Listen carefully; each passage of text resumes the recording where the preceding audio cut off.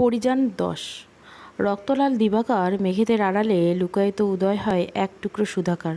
মুহূর্তের মধ্যে চারিদিকে ছড়িয়ে পড়ে তার কোমল আলো। সেই আলোতে ধানক্ষেতগুলো স্পষ্ট হয়ে ওঠে। হালকা বাতাসে দুলছে ধানের শীষ। প্রাকৃতিক এই স্নিগ্ধ রূপ দেখে বিস্মিত চোখে তাকিয়ে আছে পরী। গ্রামের এই দৃশ্য কখনো সে দেখেনি, তাই দুচোখ ভরে দেখেছে সে। এটা তার প্রথম জ্যোৎস্নাবিলাস। এর আগে সে দেখেছে, তবে তার নিজ কক্ষের জানলা দিয়ে। আর এখন রাস্তার ধারে বসে কোমল জ্যোৎস্না গায়ে মাখছে। ইচ্ছে করছে নেকাব খুলে মন ভরে শ্বাস নিতে, কিন্তু সায়ের সামনে আছে বিধায় পারছে না। রাস্তার ধার ঘেঁষে ঘাসের উপর বসে আছে ৫ জন ব্যক্তি, তবে কারো মুখে কোনো শব্দ নেই। এতক্ষণ শায়েরের কথা বলেছিল নওশাতের বাবা, আর আফতাবের কাহিনী পুনরাবৃত্তি করেছে। কথা শেষ হতে পরীর রাগ হলো নিজের বাবার উপর। কথা দিয়ে আফতাব কোনো কালেই কথা রাখেনি। যদি সে নওশাদকে পছন্দ করে না, তবুও ওর কিছুটা হলেও খারাপ লাগছে। কিন্তু আপাতত নওশাদের চিন্তা বাদ দিয়ে চাদর আলায় মন দিল। নিকাবটা খুলতে খুব ইচ্ছে করছিল। ঠান্ডা হাওয়া আর ঘ্রাণ নিতে চাচ্ছে সে, কিন্তু এই শায়ের গণ্ডগোল পাকিয়ে দিল। পরী মুখ বিকৃতি করে শায়েরকে উদ্দেশ্য করে বলে, আপনি একটু ওদিকে ঘুরুন তো, আমি নিকাবটা খুলব। শায়ের কথা বলল না, চুপচাপ অন্যদিকে ফিরে ঘাসের উপর টান হয়ে শুয়ে পড়ল। এক হাত চোখের উপর দিয়ে রাখলো। পরী একটু খুশি হলো। নেকাব সরিয়ে জোরে জোরে শ্বাস নিল। আহা, চারিদিক থেকে কত রকমের ঘ্রাণ আসছে। এরকম অনুভূতির সাথে কখনোই মিলিত হয়নি পরী। উঠে দাঁড়িয়ে পরী ধান ক্ষেতের দিকে দৌড় দিল। আশেপাশের ক্ষেতের মধ্যে কিছুক্ষণ ঘুরে বেড়ালো। জুমান চেঁচিয়ে পরীকে বলল, আপা আসো, বাড়ি যাই, বড় আম্মা চিন্তা করবে। পাশের থেকে কুসুম বলে উঠল, পরী খাঁচা থাইকা ছাড়া পাইছে তো তাই উঠতাছে। পরে সাবধানে রাস্তার উপর উঠল, নেকাব পরে নিল। শায়ের আগের মতো শুয়ে আছে। জুমন বলল, সুন্দর ভাই উঠেন, বাড়ি যাই। চট করে উঠে বসে শায়ের। তারপর সবাই হেঁটে হেঁটে বাড়ির পথ ধরে। তবে যাওয়ার সময় কেউ কারোর সাথে কথা বলে না। জমিদার বাড়ির প্রাঙ্গণে শখানেক মানুষের উপস্থিত।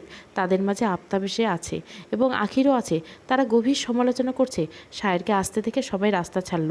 পরীরা পাশ কাটিয়ে বাড়ির ভেতরে যাচ্ছিল, কিন্তু আখিরের কর্কশ কণ্ঠস্বর শুনে থেমে গেল পরী। সে শায়েরকে ধমকে বলেছে, এতক্ষণ কোথায় ছিল ওদের নিয়ে? যদি কোনো বিপদ হতো তাহলে কি করতে? একা সামাল দিতে পারবে?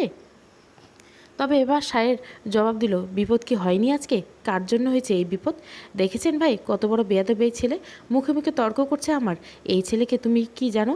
কার সাথে কথা বলছো তুমি? আমি চাইলে তোমাকে কাজ থেকে ছাড়িয়ে দিতে, জানো তুমি? আফতাবের আগেই পড়ি এসে জবাব দিল, আপনার ভাইকে জবান সামলে কথা বলতে বলুন আব্বা। না জেনে না ওনাকে কেন দোষ দিচ্ছেন? দোষ তো আপনাদের। কথা দিয়ে কথা রাখেন নাই আপনারা, যার জন্য আমাদের বিপদে পড়তে হয়েছে। আর উনি না থাকলে আমাদের বেঁচে ফেরা সম্ভব হতো না। আফতাব কিছুই বলল না, শুধু কড়া চোখে তাকালো পরীর দিকে। পরী তা গ্রাহ্য করল না। পরী তুই ঘরে যা, আমরা সব দেখছি। আখিরের কথাতেই রাগ হয় পরীর। ওর নামটা এই খারাপ মানুষের লোকে শুনতে চায় না। এখানে অনেক মানুষ আছে বিধায় চাচাকে কথা শোনাতে সে পারল না। শায়েরের দিকে এক পলক তাকিয়ে সে অন্দরে চলে গেল। পরী চলে যেতে আখির আবার শায়েরকে কথাগুলো শোনালো। শায়ের এবার আর কিছু বলল না। শেষে আফতাবের ধমকে আখির থামে। শামসুদ্দিনের উপর পাল্টা হামলা করা হবে। আজকে ভাগ্যক্রমে আজ ওরা বেঁচে গেছে, তাই ওদের আরও শক্তিশালী হতে হবে। এ নিয়ে অনেক কথা বলে সবাই। পরবর্তী সভা কালকে হবে। এখন রাত হয়ে গেছে। তবে সবার আগে শায়ের নিজের ঘরে চলে গেল। মেজাজ খারাপ হয়ে গেছে আখিরের কথা শুনে। পাশে থাকা জলচৌকিতে লাথি মেরে নিজের রাগ দিনের চেষ্টা করলো, কিন্তু আজ সে কিছুতেই নিজের রাগ নিয়ন্ত্রণ করতে পারছে না। কি করে না সে? জমিদার বাড়ির জন্য নিজের প্রাণ দিতে প্রস্তুত, তবু আখিরকে অপমান করে। এটা সবসময় করে, কিন্তু আফতাবকে কখনোই প্রতিবাদ করতে শায়ের দেখেনি। অথচ শায়েরকে ছাড়া কোনো সিদ্ধান্ত আফতাব নিতে পারে না। তাহলে এই বৈষম্যতা কেন? পকেট থেকে একটা সিগারেট বের করে সে ধরায়। শুকটান দিতে থাকে একের পর এক। সিগারেট খুব একটা খায় না শায়ের। যখন অতিরিক্ত রেগে যায় তখন খায়। সকালে পরীর ঘুম ভাঙে কোলাহলে। বিরক্ত হয়ে সে অন্দরের উঠানে আসলো। সোনালি আর ওর শাশুড়িকে দেখে সেদিকে দ্রুত পা এগিয়ে গেল। মালা জেসমিন ওখানে ছিল। রূপালীর শাশুড়ি মালার হাত দুটো ধরে চোখের জল ফেলছে আর বলছে, আপনার কাছে আমি আমার মাইয়া দিয়ে গেলাম, ওরে ভালো করে রাখেন। ওইখানে থাকলে ও বাঁচবে না, ওরা মাইলে ফেলবে ওরে। বলতে বলতে তিনি জোরে জোরে কাঁদতে লাগলেন। রূপালী নিজের চোখের পানি ধরে রাখতে পারল না। শাশুড়িকে খুব ভালোবাসে, ঠিক নিজের মায়ের মতো। ওই বাড়ির এই একটা মানুষকে নিজের থেকে বেশি বিশ্বাস করে। নিঃস্বার্থভাবে এই মানুষটা তাকে বেশি ভালোবাসে। তাই রূপালী চিন্তা করে ওকে এখানে রেখে গেলেন। কেননা কবির এখন তার আগের রূপে ফিরে এসেছে। এখন কবির নয়, ওনার বাকি 3 ছেলেও খেপেছে। আফতাবের পতন ঘটাতে চায় সবাই, এমনকি তার নিজের স্বামীও, শামসুদ্দিন রূপালীর শাশুড়ির ভাই। বেশ নামডাক তার, টাকা পয়সা জমি জমার অভাব নেই, সাথে আছে ক্ষমতা। আফতাবের করা অপমান তিনি মানতে পারেননি, তাই তার লোককে দিয়ে পরীকে তুলে এনেছেন, ছেলের সাথে বিয়ে দিতে চেয়েছিলেন, কিন্তু সফল হয়নি। তারপরে চোখ পড়ে রূপালীর উপর। রূপালীর কেন্দ্র করে আফতাব নাচাবে, গর্ভবতী রূপালীকেও ছাড় দিবে না। এই কথা রূপালীর শাশুড়ি জানতে পারে, তাই ভোর হবার আগে রূপালীকে নিয়ে চলে আসে। সে জানে এতে সেও বিপদে পড়বে, তবু পুত্রবধূকে তিনি বাঁচাবেন।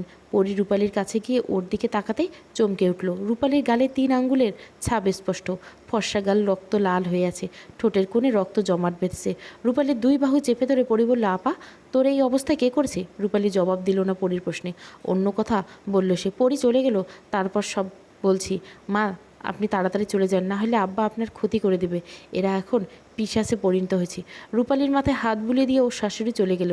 রূপালী মালার দিকে তাকালো। মালা কাঁদছে, তা দেখে রূপালী বলল, কাঁদবেন না আম্মা, আপনার কান্না আমার ভালো লাগে না। ভাগ্য যেখানে নিয়ে যাবে সেখানেই যেতে হবে আপনাদের। শুধু দোয়া করবেন পরীর ভাগ্য যেন ভালো হয়, আপনার স্বামী যেন পরীর জীবন নষ্ট না করে। রূপালী পরীর হাত দিয়ে নিচতলার একটা ঘরে গিয়ে দরজা বন্ধ করে দিল। পালঙ্কের উপর আস্তে করে বসে পরীর দিকে তাকিয়ে বলে, অনেক প্রশ্ন তোর মনে, তাই না পরী? আমার বিয়ের পর থেকে তোর মনে হাজার প্রশ্ন, আর সব বলবো তোকে, শুনবি? চুপ করে রূপালীর ক্ষতের দিকে তাকিয়ে আছে পরী। রূপালী বলতে শুরু করে, যদি কোনো পুরুষ নারীর নেশা আটকে যায়, তাহলে যত সুন্দর মেয়ে তার জীবনসঙ্গী হোক না কেন, সেই নেশা পুরুষ কাটিয়ে উঠতে পারে না। অভ্যাস বদলানো খুব কঠিন। সেরকম একটা পরিবারে বিয়ে হয়েছে আমার। আমার মুখে যে ক্ষত দেখেছিস, এটা নতুন কিছু নয়, খুব পুরনো। যখন মেয়েদের নেশায় বুঁদ হয়ে থাকতো, প্রতিবাদ করতাম। তারপর আমার এই হাল। ইচ্ছে করলে আম্মাকে সব বলতে পারতাম, কিন্তু বলিনি, কারণ বড় আপাকে হারিয়ে আম্মা এখনও কষ্ট পাচ্ছে। আমার কষ্টের কথা শুনলে তিনি আরও কষ্ট পাবে, কিন্তু তাহলে হলো না পড়ি। আল্লাহ মনে হয় আম্মাকে কষ্ট পেতেই দুনিয়াতে পাঠাচ্ছেন। প্রথম প্রথম কবির ভালোই ছিল, আমার সাথে ভালো ব্যবহার করত, কিন্তু ওর ছোটো ভাইয়ের চাহিনি অন্তত নোংরা ছিল। আমার দিকে সবসময় নোংরাভাবে তাকাতো, বিশ্রী কথাবার্তা বলতো, গায়ে হাত দেওয়ার চেষ্টা করতো। এসব কবির দেখেও না দেখার ভান করতো। আমি সেদিন খুব অবাক হয়েছিলাম কবির ও ভাইকে কিছু বলছে না দেখে। আমি আমার শাশুড়িকে সব বলি, তিনি আমাকে বাঁচাতে ছোটো ছেলের বিয়ে দেন। আমার শাশুড়ি সত্যিই খুব ভালো, আমাকে অনেক ভালোবাসে। কালকে তোরা আসার পর কবির ওর ভাইয়েরা মিলে জঘন্য পরিকল্পনা করে ওদের মামার অপমানের প্রতিশোধ নিতে জোর করে তোর সাথে নওশাদের বিয়ে দেবে। কিন্তু তোরা নাকি নিজেদের বাঁচিয়ে গ্রামে চলে আসিস। তারপর ওদের চোখ পড়লো আমার উপর। ওরা ভেবেছে আব্বার দুর্বলতা আমি। মেয়েকে বাঁচাতে আব্বা সব কিছু করবেন, কিন্তু ওদের ধারণা যে ভুল। আব্বা নিজের সম্মানের জন্য যেভাবে বড় আপাকে ছেড়ে দিয়েছে, সেভাবে আমাকে মরে যেতে দেখতে পারেন। আমার শাশুড়ি আমার ভালো চান বলে আজকে দিয়ে গেলেন আমাকে। না জানি তার অবস্থা কী করবে আমার শ্বশুর। ভাবিরা আমাকে হিংসে করতো, কারণ তাদের স্বামীরা সবসময় আমার রূপের প্রশংসা করতো। তাদেরও চোখ যে নোংরা তা ঠিক টের পেয়েছি, কিন্তু ভাবিরা আমার খারাপ চাননি কখনো। সবশেষে এটা বলতে পারি, কবিরদের পরিবারের ভাবিরা আর আমার শাশুড়ি ছাড়া সবাই কুৎসিত রোগ। আর কিছু বলতে ইচ্ছা করছে না পড়ি, তবে আরও অনেক কথা তোর অজানা, পরে বলবো সব। নিজের কথা শেষ করে লম্বা দম ফেলে রূপালী। পরীর চেহারা শান্ত ভাব দেখে চমকায় সে, কিন্তু পরী তো রাগার কথা। পরী ধীর ধীর পায়ে এসে রূপালীর পাশে বসে খুব শান্ত গলায় বলে, তুমি যদি বিধবা হও, তোমার সন্তান যদি পিতৃহারা হয়, তাহলে কি তুমি কষ্ট পাবে না? তো সর্বাঙ্গ তড়িৎ গতিতে ঝাঁকুনি দিয়ে উঠল রূপালীর। মাথা ঘুরে উঠল। এসব কি বলছে ওর বোন? মৃত্যু খেলা খেলবে নাকি? পরি, তুই এসব কি বলছিস? 3 বছর আগে যা হয়েছে আবার হবে? পরি, আমার কথা শোন, পিছনে যা হয়েছে তা ভুলে যা। পরি, কিছু ভুলে না আপা, ওরা তোমার গায়ে হাত তুলেছে, তুমি তা না বলে অন্যায় করছো। শাস্তি তোমাকেও পেতে হবে। শাস্তি হিসেবে বিধবা হতে হবে তোমাকে। নিজেকে তৈরি করো। পরি, এমন করিস না বোন, আমি ভালো নেই তো কি হয়েছে? তোকে ভালো রাখবো আমি, ওদের সাথে তুই পারবি না, ওরা ভয়ানক। আমার কথা শোন, তাতে আমার কিছু যায় আসে না আপা। ওরা তোমার গায়ে হাত তুলছে, মনে আছে? তোমার গায়ে হাত দেওয়ার কারণে সুশীলকে আমি। বাকি কথা বলতে দিল না রূপালী। হাতের তালু দিয়ে আবদ্ধ করে নিল পরীর ঠোঁট। অসম্ভব কাঁপতে লাগলো রূপালী। পরীকে শান্ত করার চেষ্টা করছে, কিন্তু পরী নাছোড়বান্দা, সে হাল ছাড়বে না। সে বলল, আমি নওশাদকে বিয়ে করবো আপা। না পড়ি, এটা কিছুতেই সম্ভব না।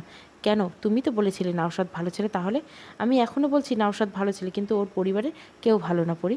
নওশাদকে বিয়ে করলে আমি ওই পরিবারে ঢুকতে পাবো, তারপর আমি প্রতিশোধ নেব। ছাড়বো না কাউকে আমি। আব্বা তোকে এই বিয়ে করতে দিবে না, আমি বিয়ে করব। পরি দরজা খুলে বেরিয়ে এলো। অন্দরের উঠোনে দাঁড়িয়ে আব্বা আব্বা বলে চিল্লাতে লাগলো। আফতাব কথা বলছিল আখিরার শায়েরের সাথে। পরির গলার আওয়াজ পেরে তিনি অন্দর গেলেন। আফতাবকে দেখা মাত্র পরি বলে উঠল, আমি নওশাদকে বিয়ে করবো আব্বা, আপনি সব ব্যবস্থা করুন। আফতাবের রাগ যেন আকাশ আকাশ ছুঁয়েছে, শত্রুপক্ষের সাথে আত্মীয়তা করতে চাইছে তার মেয়ে। একথা 5 কান হলে তো সর্বনাশ, শত্রুর সাথে মিলিত কখনোই সে হবে না। মালাও চলে এসেছে মেয়ের চিৎকার শুনে, পরীর কথা শুনে সে হতভম্ব। আফতাব আছে বিধায় কিছু বলছে না মালা। আফতাব বলে, তোমার সাহস দিন দিন বাড়ছে পরী, আমার মুখের উপর এত বড় কথা বলতে বাঁধল না তোমার? বাদলে বলতাম নয়, মেয়েকে বোঝাও মালা, নাহলে খুব খারাপ হবে কিন্তু। মেয়ে মানুষ এত জেদ ভালো না, আর পুরুষ মানুষ এত অবহেলা ভালো না। আফতাব এবার কড়া চোখে মালার দিকে তাকিয়ে বলে, পাগল হয়ে গেছে তোমার মেয়ে, সামলাও মেখে। বলে আফতাব অন্দর ছেড়ে চলে গেল। মালা পরীর গেলে পরপর কয়েকটা থাপ্পড় বসিয়ে ওর ঘরে আটকে রাখলো। জানলার ধারে বসে আকাশের দিকে তাকালো পরী। কি সুন্দর নীল আকাশ, টুকরো টুকরো সাদা মেঘ আনন্দের সহিত ভাসছে। ওদের দিনরাত নিশ্চয় খুব সুখে কাটে, নাহলে এত আনন্দ পায় কোথায় ওরা? পরীর ভাবনার সবসময় পাখি আর আকাশ নিয়ে। এই পাখির মতো যদি সে আকাশে উড়ে বেড়াতো কতই না ভালো হতো, কেউ তাকে বকতো না, না কোনো বিপদ হতো। এসব ভাবনা প্রতিনিয়ত পরীর মগজে খায়। দরজা খোলার শব্দে ফিরে তাকায় পরী। কুসুম শব্দহীন পা ফেলে পরীর কাছে এসে বলল, আম্মা আপনারে বড় আম্মার বৈঠকে যাইতে কইছে, সাহের ভাই কথা কইবে আপনার লগে। সাহের পরীর সাথে আবার কি কথা বলবে, ভাবনাটা মনের মধ্যে রেখে মাথায় ওন্না জড়ালে পড়ি। তারপর এগিয়ে গেল বৈঠক ঘরের দিকে। কুসুমের সাথে ইশারায় সাহেরের ঘরটা দেখিয়ে চলে গেল সে। পরী পা রাখলো চৌকাঠের ভিতর। সাহেব তার জন্য অপেক্ষা করছে। পরীকে আসতে দেখে সে হাত দিয়ে জল চৌকি দেখিয়ে বসতে বলল, তাই সে করলো। মাথা নিচু করে সাহেরের সামনে বসে আছে পরী। শুনলাম আপনি নাকি নওশাদকে বিয়ে করতে চান? কত কিছু হয়ে গেল এসব নিয়ে, তারপরে আপনার এই সিদ্ধান্ত নেওয়ার কারণ কি? পরী জবাব দিল না দেখে সাহের আবার বলল, আপনার কি মনে হয় এভাবে প্রতিশোধ নেওয়া সম্ভব? আপনাকে যতটা বুদ্ধিমতী মনে করেছিলাম আপনি ততটাই বোকা। নওশাদকে বিয়ে করলে আপনি প্রতিশোধ নিতে পারবেন এটা আপনার ধারণা, কিন্তু এটাই আপনার ক্ষতি হবে। আচ্ছা, বিয়ের পর আপনি কিভাবে প্রতিশোধ নেবেন? ওদের সাথে একা কীভাবে লড়াই করবেন? কালকে তো 7 জনের সাথে লড়াই করতেই পারলেন না। আর ওই বাড়িতে যত লোক আছে তাদের সাথে শক্তি দিতে পারবেন না, কারণ আপনি মেয়ে। 1 জন 2 জনের সাথে পারলেও 100 জনের সাথে পারবেন না। আর আপনার বাবা তো চেনেন, দরকার পড়লে আপনাকে খুন করে ফেলবে, তবু নওশাদের সাথে আপনার বিয়ে দিবেন না। নিজের বিপদ ডেকে আনবেন না। আর মাথা গরম না করে ঠান্ডা মাথায় ভাবুন, তাহলে বুঝতে পারবেন একা যুদ্ধে জয় করা অনেক কঠিন। আপনি যা ভাবছেন তা আপনার জন্য বিপজ্জনক, তাই ওসব চিন্তা বাদ দিন। তার জন্য আমরা সবাই আছি। আপনি ঘরের দিক সামলান। আমি জানি আপনি শক্ত মনের মানুষ, কিন্তু আপনার মা এবং বোন তা নয়। যা করবেন ভেবে করবেন। আমি আবারও বলছি, কখনোই প্রতিশোধ নেওয়া সম্ভব না। মাথা ঠান্ডা রাখুন। সায়েরের বলা কথাই সত্য, তা মাথা খাটিয়ে ভেবে নিল পড়ি। ইস কি বোকা সে, ভাবতে ওর নিজেরই লজ্জা লাগছে। নিজের গ্রামে পড়ি যাই করুক না কেন, অন্য গ্রামে তা করতে পারবে না। আফতাব নিজেই তো পারল না। মেজাজ আরও খারাপ হয়ে গেল পরীর। তবে সে এই মুহূর্তে প্রকাশ না করে চুপ করে বসে আছে। পরীকে এখনও চুপ থাকতে দেখে বলে, তো এখন কি সিদ্ধান্ত নিলেন? নওশাদকে বিয়ে করবেন? পরী চটজলদি উঠে দাঁড়ায় বলে, আমি আসি। প্রশ্নের উত্তরটা দিলে ভালো হয়। আপনাকে বলার প্রয়োজন বোধ করছি না। একা দৌড়ে নিজের কক্ষে চলে এলো পরী। ভাবনা আরও বাড়ছে। কবিরের কাছে তাহলে কিভাবে পৌঁছাবে? রূপলির করা আঘাতগুলো পরীকে পোড়াচ্ছে। সহ্য হচ্ছে না পরীর। কবিরকে খুন করতে পারলে ভালো হতো। কিছু একটা মনে করে পরী ছুটল নিচতলায়। পথে মালা ওকে টেনে ধরে কলপাড়ে নিয়ে যায়। কয়েক বালতি ভর্তি পানি, আরেক বালতি ভরার জন্য কল চাপছে কুসুম। মালা পরীকে বসিয়ে মাথায় পানি ঢালতে লাগলে। পরী অবাক হয়ে বলল, আম্মা কী করেন? চুপ থাক, সব সময় মাথা গরম থাকে, আজ সব ঠান্ডা করে দিতেছি। হতাশ হলে পড়ি। মাথায় পানি ঢাললে তো আর মাথা ঠান্ডা হবে না, কিন্তু ওর মনে যে দাবানল হচ্ছে তা কীভাবে ঠান্ডা হবে? পরী মাথা তুলে মায়ের দিকে তাকিয়ে বলে, মাথায় তো ঠান্ডা পানি দিতেছেন, পরানে ঠান্ডা পানি কেমনে দিবেন? মালার হাত থেমে গেল, আর পানি ওঠাতে পারলেন না তিনি। কুসুমকে পানি ঢালতে বলতে চলে গেলে। কেটে গেছে 2 দিন। এই 2 দিন পরী শুধু সায়েরের কথাগুলো ভেবেছে, একবার নয় বারবার। এটা করলে অনেক বড় ক্ষতি হতো পরীর, তাই ওসব বাদ দিয়েছে পরী। আজকে নিঃশব্দে বিন্দু এসে পরীর পাশে দাঁড়ালো। বিন্দুর অস্তিত্ব পেয়ে পরী ফিরে তাকালো। প্রিয় সখীর মুখটা দেখে খুশি হতে পারল না পরী, কেননা আজকে সে মুখ ভার করে বসে আছে। বিন্দুর বিরচিত বদনের দিকে তাকিয়ে পরী জিজ্ঞাসা করেছে, কী হয়েছে বিন্দু, মুখটা শুকনো কেন? প্রশ্নের জবাবে কেঁদে দিল বিন্দু। মুক্তোর ন্যায় অশ্রুগুলো হানা দিল শ্যামা কপালে। পরী চিন্তিত হলো বিন্দুর চোখের পানি দেখে। সে গজদদন্তের ঠোঁটে সর্বদা হাসি থাকে, আর সে কান্নায় ভাঙছে। কী হয়েছে বিন্দু, বল আমাকে। পরী, আমি মনে হয় মাঝিরে পামু না, বলে বিন্দুর কান্নার বেগ বাড়ল। পরী ওর চোখের জল মুছে দিয়ে বলল, আগে আমাকে সব বল, না হলে বুঝবে কীভাবে? ওই দিন মাঝি আমারে কাপড় দিছে, সিঁদুর কৌটা দিছে, এই কথা কেডা জানি আমার মায়েরে কইছে। মা আমার অনেক মারছে পড়ি, আমার লাল কাপড়টা পোড়াই দিছে, এখন সিঁদুর কৌটাটা কোথায় তা জিগাই দিছে। আমি কি করবো? বলে দে, তুই সম্পন মাঝিকে ভালোবাসিস, বিয়ে করতে চাস, আর সম্পন মাঝিও তোকে বিয়ে করতে চাই। কইছি, কিন্তু মা বিয়ে দিবে না মাঝির লগে। মাঝির নাকি বাপের পরিচয় নেই, হ্যার মায়ে নাকি জানে না ওর বাপ কেডা। বিন্দুর কথায় বিস্মিত হলো পরি। সম্পন যে পিতৃহারা তা পরি জানে। পরি গর্ভ অবস্থায় নিজের ভাইয়ের বাড়িতে উঠেছিল সম্পনের মা। নিজের বোন বলে সেদিন সম্পনের মামা তাকে থাকার জায়গা দিয়েছিল। বাড়ির এক কোণে ছোট্ট একটা ঘর তুলেছিল সম্পনের মা রাখি। সেখানেই জন্ম সম্পনের। গ্রামে অনেকগুলো লোক শুনিয়েছিল রাখিকে, কেননা নিজের ভালোবাসা মানুষের হাত ধরে পালিয়ে গিয়েছিল রাখি। বছরখানেক বাদে ফিরে আসে, কিন্তু ওর স্বামীর খবর কেউ জানে না। রাখির ভাষ্যমতে ওর স্বামী ওকে রেখে শহরে কাজে গেছে 3 মাস আগে, আর আসেনি। রাখি আর থাকতে না পেরে চলে আসে। তবে রাখির বিশ্বাস তার স্বামী একদিন ফিরে আসবে, সেজন্য আজও অপেক্ষা করছে রাখি। সবার কটু কথা সহ্য করে ছেলেকে নিয়ে পড়ে আছে এখানে। গ্রামের সবাই সন্দেহ করে রাখিকে, অবৈধ সন্ধান হিসেবে জানে সম্পনকে। সম্পনকেও কম কথা শুনতে হয় না, কিন্তু মায়ের অতীত সম্পর্কে অবগত সে। রাখি সবই বলেছে ছেলেকে, এও বলেছে সম্পনের বাবা এখনও বেঁচে আছে, সেজন্য রাখি আজও শাঁখা সিঁদুর পরে। ঠিক সেই কারণে চন্দনা নাকচ করেছে সম্পনকে। মেয়ের মুখে সম্পনের কথা শুনে বিস্ফোরিত হয়ে নিজের মেয়েকে কয়েক ঘা বসিয়ে দিয়েছে। বিন্দুকে সম্পনের সাথে বিয়ে দিলে লোকে কি বলবে, চুনকালি পড়বে মুখে। চন্দনা তা হতে দেবে না।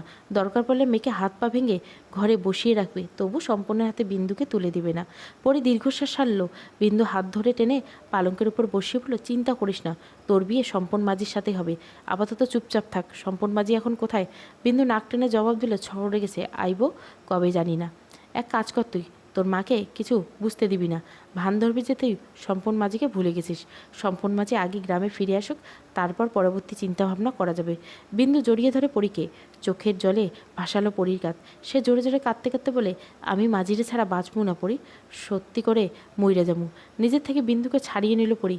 রেগে গিয়ে বলল, মরার কথা বলস না, থাপ্পড় চিনস, যা করবি তাই করবি, এখন বাড়ি যা। নিজেকে ধাতস্থ করে উঠে দাঁড়ালো বিন্দু। দরজা পর্যন্ত যেতে পরীর ডাকে ঘুরে দেখালো। বিন্দু, মানুষ পাগলের মতো ভালোবাসে কেমনে? এতক্ষণে একটু হাসলো বিন্দু, ঠোঁটে হাসি রেখে ধরে বলল, পাগলের মতো কেউ ভালোবাসে না, ভালোবেসেই পাগল হয়। সুখান পাগলার মতো? কি জানি, আমি তো তারে দেখিনি। সুখান পাগলা ওর বউরে কেমন ভালোবাসতো। একটুখানি চুপ করে বিন্দু আবার বলল, সত্যিই ভালোবাসলে মানুষ পাগল হবে, কেউ বাইরে থেকে তা কেউ ভিতর থেকে। বিন্দুর প্রস্থান পরীর ঘোর কাটল। তবে বিন্দুর কথাটা বাস্তব। সত্যিকারে ভালোবাসা মানুষকে পাগল বানিয়ে দেয়। প্রিয় মানুষগুলোকে হারানোর যন্ত্রণা সবাই সহ্য করতে পারে না। যারা সহ্য করতে পারে না, মন থেকে ভেঙে পড়ে। আর যারা সহ্য হয় না, তারা মানসিক চাপ সহ্য করতে না পেরে পাগল হয়ে যায়। শরীরের ক্ষত সারানো গেলেও মনের ক্ষত সারানো সম্ভব না। পুরনো স্মৃতিকে আঁকড়ে ধরে বেঁচে থাকা অনেক কঠিন। প্রতিদিন মৃত্যু সমতুল্য যন্ত্রণা নিয়ে এগিয়ে যাওয়া সহজ কাজটা নয়।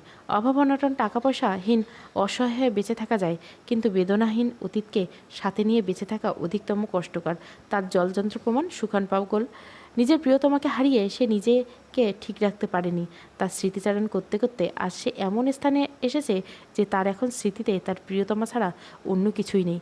পরে শুধু ভাবছে কিভাবে মানুষ এত ভালোবাসতে পারে। কই, সে তো পারছে না কাউকে ভালোবাসতে। তার জীবনে তো কেউ আসেনি এখনও। কিভাবে সে বুঝবে যে একটা মানুষ তার ভীষণ ভালোবাসে? সোনালি, বিন্দু, সুখান নিজেদের ভালোবাসা প্রমাণ দিয়েছে। পরী কে কি কেউ ভালোবাসার প্রমাণ দিবে, নাকি পরী নিজেই তার ভালোবাসা খুঁজে নেবে? কিন্তু কিভাবে?